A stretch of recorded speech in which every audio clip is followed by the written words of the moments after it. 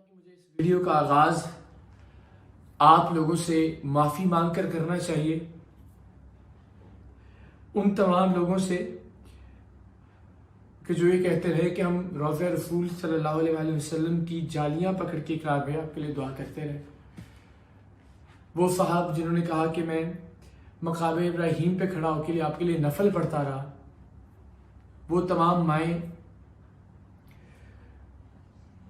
जब भी मिलती हैं कि बेटा मैं तहज्जुद के सजदों में तुम्हारे लिए दुआ करती हूँ, कि शायद उन सबका मान टूटा। या मुझे आपसे ये कहना चाहिए कि आप मेरे लिए तालियां बजाएं, मुझे मुबारकबाद दें कि वाह आपने बहुत अच्छा काम किया। ये इस वीडियो के इख्तिताम पे आप फैसला कीजिएगा कि आपको मुझ पे लान तान करनी चाहिए या मुझे एक आम इंसान समझते हुए एक कंपैरेटिवली बेहतर इंसान बनने की कोशिश करता हुआ इंसान समझते हुए मुझे मतलब माफ़ करते हुए मुझे थोड़ा सा अप्रिशिएट करना चाहिए।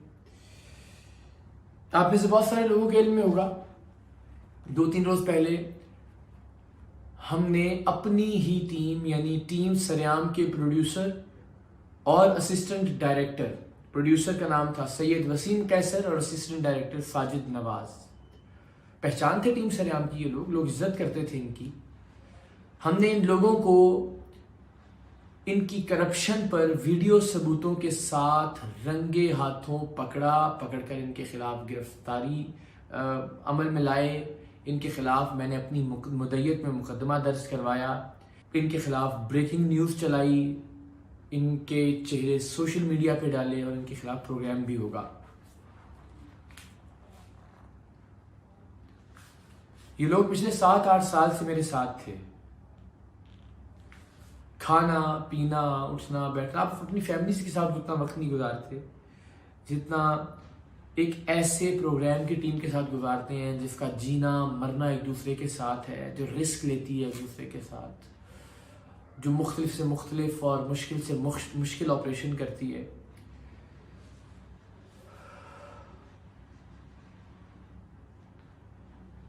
पता नहीं मेरी गलती है, पता नहीं मेरी गलती नहीं है, आप प्रोग्राम देखेंगे तो उसमें आप जानेंगे।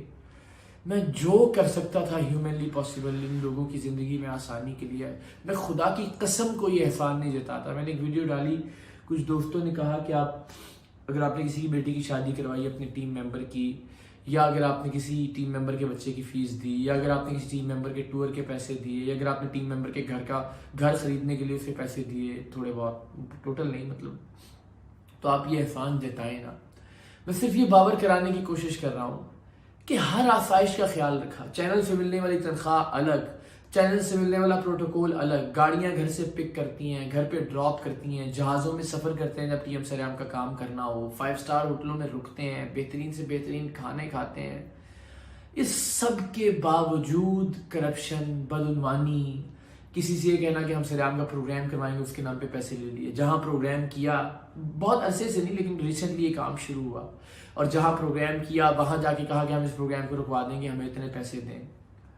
मैं अल्लाह की ज़ात को गवाह बना के, मेरी ज़िंदगी की वाहिद कीमती चीज़ मेरी औलाद है, मैं उस औलाद को अपने सामने तसव्वुर करके आपको इस बात का यकीन दिलाता हूँ, आज तक किसी प्रेशर, आज तक किसी रिश्वतखोरी, आज तक किसी भी वजह से कोई ऐसा प्रोग्राम नहीं है जो हमने रिकॉर्ड किया और ऑन एयर ना हुआ हो। ये पता नहीं कैसे मैनेज करते थे बाद में। नेकी के मामला में भी इन्होंने घपले करने की कोशिश की, करने जा रहे थे। अल्हम्दुलिल्लाह परवरदिगार ने वो सलाहियत और हिम्मत दी कि हमने इंटरसेप्ट करते हुए पहले ही रोक लिया। हम हमेशा जब जाते हैं किसी एसपी के पास, डीआईजी के पास, नीचे के किसी आदमी ने करप्शन की होती है, हम कहते हैं जनाब ये हो नहीं सकता कि ये आदमी करप्शन कर रहा हो और आप अफसर हैं, आप इसकी जिम्मेदारी से बरी जिम्मा हो जाएं। तो चूंकि वो करप्शन हमने पकड़ी होती है, उन्होंने खुद नहीं पकड़ी होती, इसलिए हम सवाल कर सकते हैं। इस केस में ये करप्शन अल्हम्दुलिल्लाह हमने खुद पकड़कर टेलीविजन के ऊपर लेकर आए, सोशल मीडिया के ऊपर लेकर आए, इनके नाम, इनके चेहरे, इनके खिलाफ FIR हमने खुद करवाई अल्हम्दुलिल्लाह। पाकिस्तान की तारीख में किसी टेलीविजन चैनल ने, किसी प्रोग्राम ने अगर ये किया हो तो आप ज़रूर कमेंट्स में नीचे बताइएगा कि नहीं फलां ने तो ये आपसे पहले किया था। अल्हम्दुलिल्लाह अल्लाह की ज़ात ने इस मामले में भी हमें मुंतखब किया कि अगर अपने घर के अंदर भी कोई गलत काम करने वाला है, सगे भाइयों से ज्यादा एहतराम था, ज्यादा प्यार था, ज्यादा केयर थी इन लोगों के लिए। लेकिन जब गलत किया, और फिर खुशी इस बात की है कि गलत करते ही पकड़ नहीं लिया। जब इब्तिदाई तौर पे खबरें आने लगी इनकी गलतियों की, इनकी करप्शन की, इनको बिठाया, अपने घर बुलाया, खाने खिलाए, मिन्नत की, तरला किया, यहाँ तक कि अपने बेडरूम में जाके उनको नींद की गोलियां दिखाई कि जब से तुम्हारी ये करप्शन की खबरें आने लगी मैं इतना डिसअपॉइंट हुआ हूं कि मुझे नींद की गोली खाए बगैर नींद नहीं आती है। हाथ जुड़े हुए, रुक जाओ, अल्लाह का वास्ता है। तुम्हारे बच्चों के सामने आएगा अगर खुदा ना खास्ता कहीं तुम पर कोई कानूनी कार्रवाई हुई, कहीं तुम पकड़े गए, तुम्हारे बच्चे बर्बाद हो जाएंगे। खुदा के लिए रुक जाओ, तुम्हारे साथ टाइम गुजारा हुआ है, मैं तुम्हें वार्निंग देता हूं। मैं बड़ी उम्मीद से अगले टीम मेंबर से पूछता था अगले रोज कि यार यहां से मैंने इतना इनको मेहनत करके भेजा है, बाहर जाके इन्होंने कोई बात की कि यार आज के बाद इकरार भाई ने कहा है करप्शन नहीं करेंगे, हम सीधा काम करेंगे। तो मुझे पता चलता था नहीं, ये तो अभी भी फलां जगह से पैसे लेने जा रहे हैं।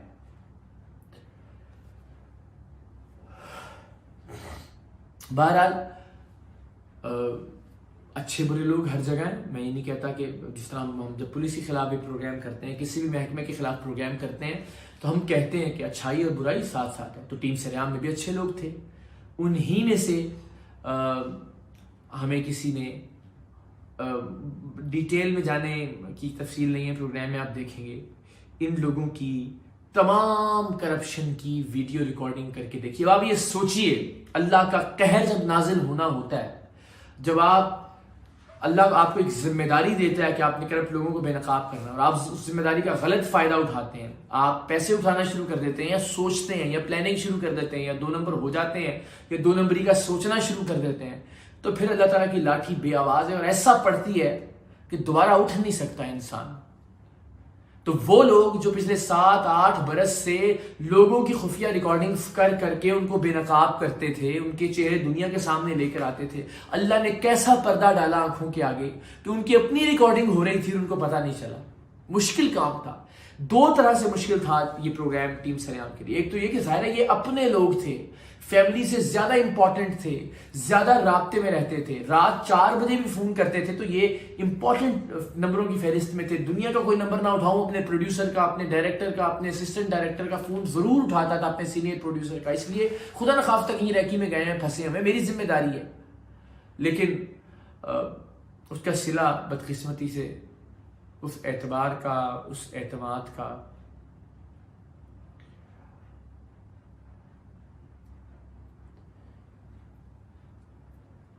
बहरहाल जिंदगी है। मैंने ट्विटर पर भी लिखा कि आप धोखा वहीं खाते हैं जहां आप एतबार करते हैं। एतबार हो ही ना अगर किसी भी, तो वह धोखा वो दे ही नहीं सकता आपको। तो एतबार था, एतमाद था।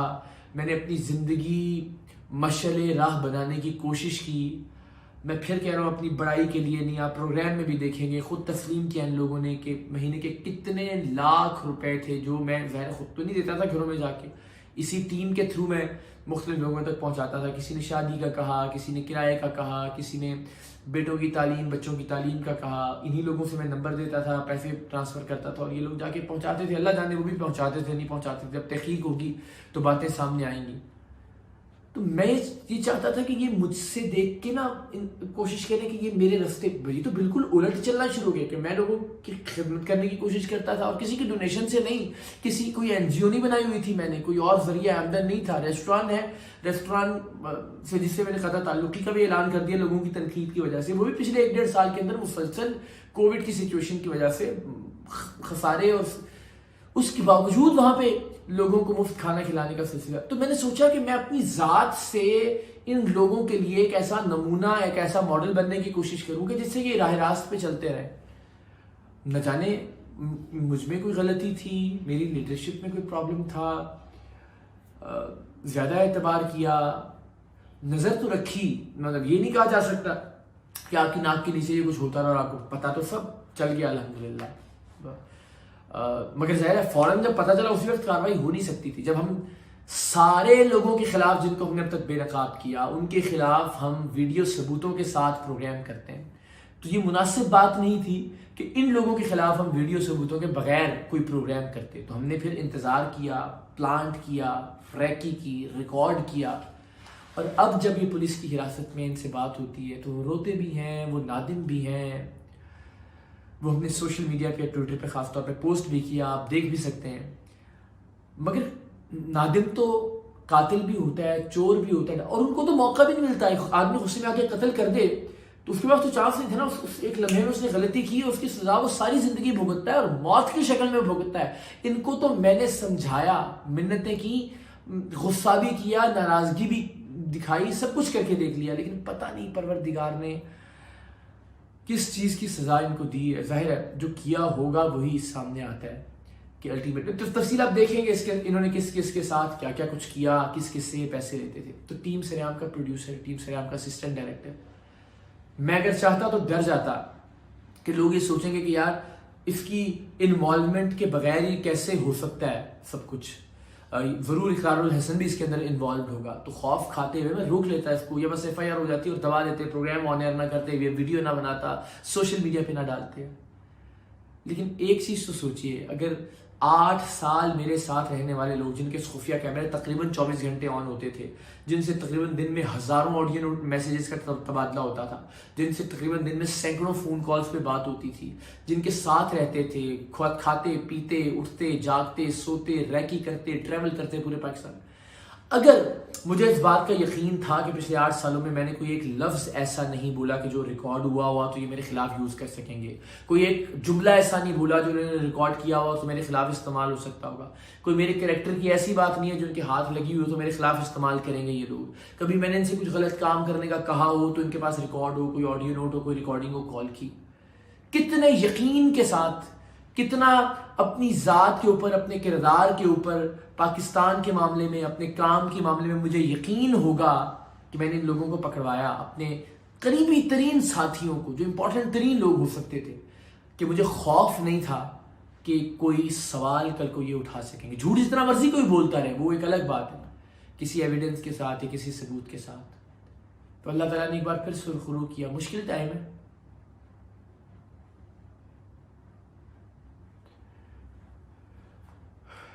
ज़ाहिर है ज़ात के हवाले से भी जब इनसे मिलते हैं तब परेशान है ये भी कि फैमिलीज़ हैं, अपने वाले से भी एक नए सिरे से खड़ा करना है प्रोग्राम को भी। और अल्लाह ने चाहा तो इंशाल्लाह आप देखिएगा कि नई रूह, एक नई ताजगी आपको नज़र आएगी, नए सिरे से जंग लड़ेंगे तमाम करप्ट लोगों के खिलाफ अल्लाह ताला की मदद से इंशाल्लाह। तो दुआ कीजिएगा। मुझे आपको लगता है मेरे एंड से कोई गलती है, आपको लगता है मेरी ज़ात में कोई मसला है, मेरे खिलाफ कोई शिकायत है, इस मामले में मैंने सही टाइमली एक्शन नहीं लिया, इनको पकड़ के गलत किया, जो भी आप सोचते हो दिल से खुल के आप मुझसे शेयर कर सकते हैं। मैं हमेशा की तरह एक वादा करता हूं आपसे, इस मुल्क के लिए पता नहीं मैं क्यों अपने करीब तरीन लोगों को भी नहीं सीधे रास्ते पर रख सका। टीम सरेआम भी बनाई, अल्लाह ताला की ज़ात जानती है, अपनी ज़ात से जो कर सकता था वो मैंने किया।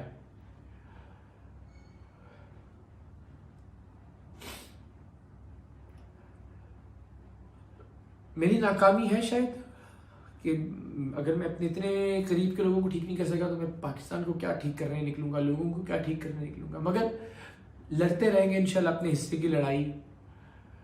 अल्लाह ताला की बारगाह में सुरखरू होके कहेंगे कि इंशाल्लाह जो दुनिया में करके आए हैं रब्बे कायनात नेक नियति से करके आए, अपने लोगों के लिए, अपनी मट्टी के लिए, अपने मुल्क के लिए, इंसानियत की भलाई के लिए।